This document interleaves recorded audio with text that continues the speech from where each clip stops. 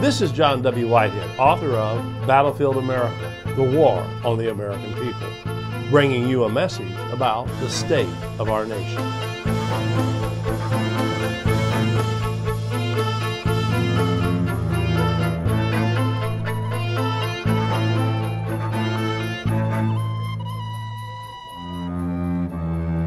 Folks, we live in a totalitarian spy state. Let me explain. The government has become an expert in finding ways to sidestep what it considers inconvenient laws aimed at ensuring accountability and thereby bringing about government transparency and protecting citizen privacy. In fact, it has mastered the art of stealth maneuvers and end runs around our Constitution. It knows all too well how to hide its clandestine activities behind the so-called language of national security, the war on terrorism, and other so-called fronts. And when that doesn't suffice, it hides or just plain bamboozles the public into remaining clueless and in the dark to what's really going on. The case in point here, the National Security Agency, the NSA, has been caught diverting internet traffic normally safeguarded by constitutional protections in America overseas in other countries in order to conduct unrestrained data collection on Americans. It's extraordinary rendition all over again, only this time it's surveillance instead of torture being outsourced.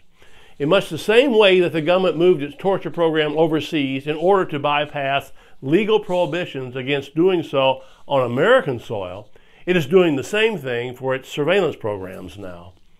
By shifting its data storage, collection, and surveillance activities outside America, a tactic referred to as traffic shaping, the government is able to bypass constitutional protections against illegal searches of Americans' emails, documents, social networking data, and other cloud-stored data. The government, however, doesn't even need to move its program overseas. That's the point. It just has to push the data over the border in order to, as they say, circumvent constitutional and statutory safeguards seeking to protect the privacy of Americans. Under this type of thinking, the government has justified hacking into and collecting an estimated 180 million user records from Google and Yahoo data centers every month because the data travels over the international fiber optic cables. The NSA program is carried out in secret, of course, with its pals in the British intelligence agencies. No wonder the NSA appeared so unfazed about the U.S. Freedom Act, which was supposed to put an end to the NSA's controversial collection of metadata from Americans' phone calls. The NSA had already figured out a way to accomplish illegally spying on Americans' communications without being shackled by the legislative or judicial branches of the American government. The U.S. Freedom Act was just a placebo pill intended to make the citizenry feel better and let the politicians take credit for reforming mass surveillance. In other words, it was a sham sold to a gullible public desperate to believe that we still live in a constitutional republic rather than a corporate-controlled, corrupt, warring, militarized banana republic. In fact, more than a year before, politicians attempted to patch up our mortally wounded privacy rights with the legislative Band-Aid fix, that is, the U.S. Freedom Act. Researchers at Harvard and Boston University documented clearly that secret loopholes would allow government agents to bypass Fourth Amendment protections to conduct massive domestic surveillance on innocent American citizens. Mind you, this metadata collection now being carried out overseas is just a small piece of the surveillance pie. The government and its corporate partners have a veritable arsenal of surveillance programs that will continue to operate largely in secret, carrying out warrantless mass surveillance on hundreds of millions of Americans' phone calls, emails, text messages, and the like. In other words, the surveillance state is alive and well and kicking privacy to shreds in this country. On any given day, the average American going about his daily business is monitored, surveilled, spied on, and tracked more than 20 different ways by government and corporate eyes and ears. Whether you're walking through a store, driving your car, checking your email, or just talking to friends and family on the phone, you can be sure that some government agency, whether it's the NSA or some other entity, is listening in and tracking your behavior. This doesn't begin to touch on the corporate trackers that monitor your purchases, web browsing, Facebook posts, and other activities taking place in the cyberspace.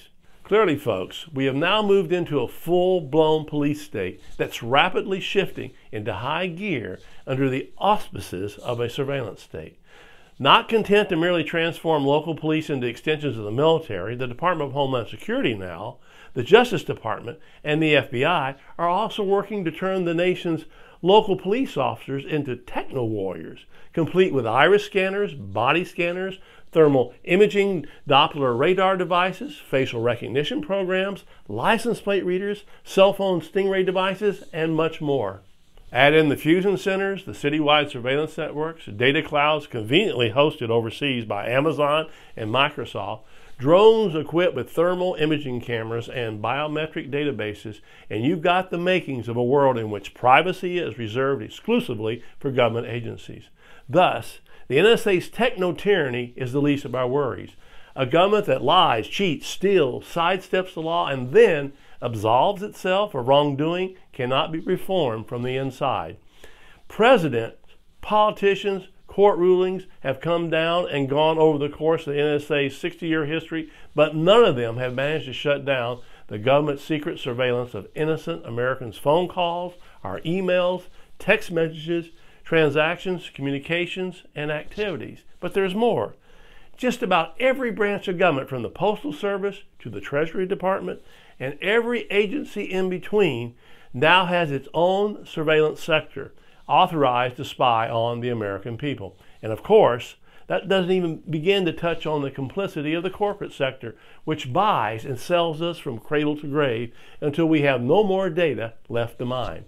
Indeed, Facebook, Amazon, and Google are among the government's closest competitors when it comes to carrying out surveillance on Americans, monitoring the content of your emails, tracking your purchases, exploiting your social media posts, and turning that information over to government agents. However, it's just not what we say, where we go, and what we buy that's being tracked.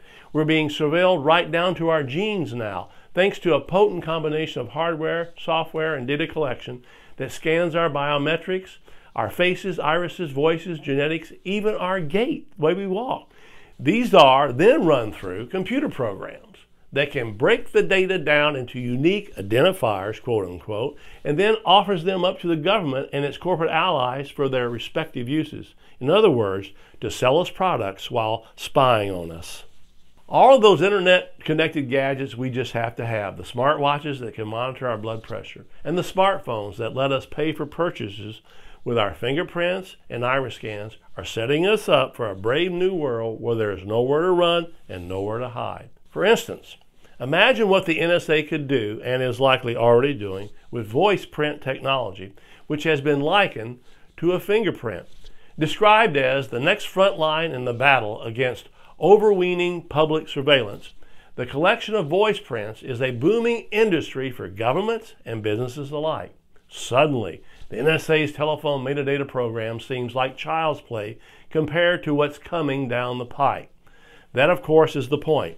The NSA is merely one small part of the shadowy deep state comprised of unelected bureaucrats who march in lockstep with profit-driven corporations that actually run Washington, D.C. and works to keep us under surveillance and thus under control. For example, Google openly works for the NSA. Amazon has built a massive $600 million intelligence database for the CIA.